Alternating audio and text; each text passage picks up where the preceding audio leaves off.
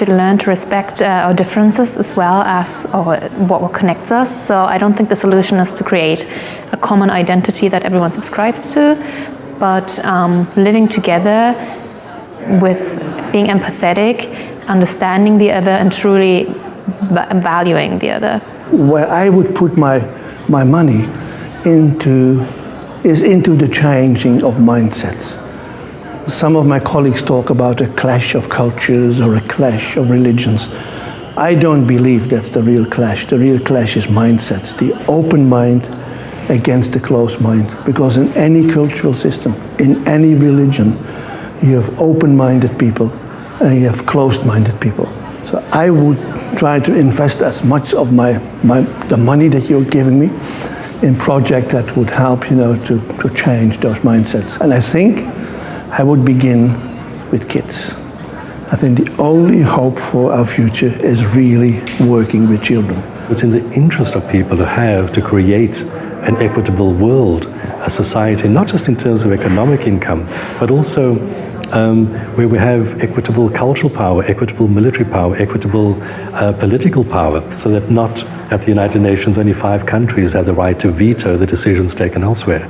I come from a country, South Africa, where historically a white minority has been privileged under apartheid and the black majority have been exploited in order for the white minority to benefit. And even though we have a new constitution now and everyone theoretically has the right to a good life, the reality is that those who had in the past continue to have now, and in fact their lives are even many-fold times better, whereas those who didn't have in the past still struggle to now compete on equal terms.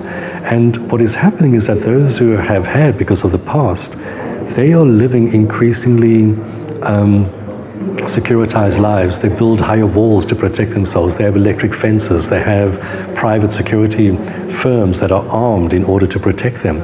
And I think that is a metaphor for our world, Within my country, those who have want what those, or those who don't have want what those who have.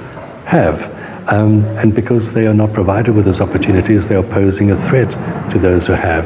And I think that increasingly that is what is happening within our world today, so that it is in our mutual interest to create this environment in which we all have, and we all have sufficient so that we no longer pose threats to each other. I think we need a cultural and psychological revolution of the self. It's taken me to this age to embrace my own identity of being dual national. All the possibilities in the world. One thing that I usually answer when I think about those things is that if there was the possibility within countries to have, rather than having the compulsory military service, is to have a compulsory way where each individual has to travel 1 year abroad.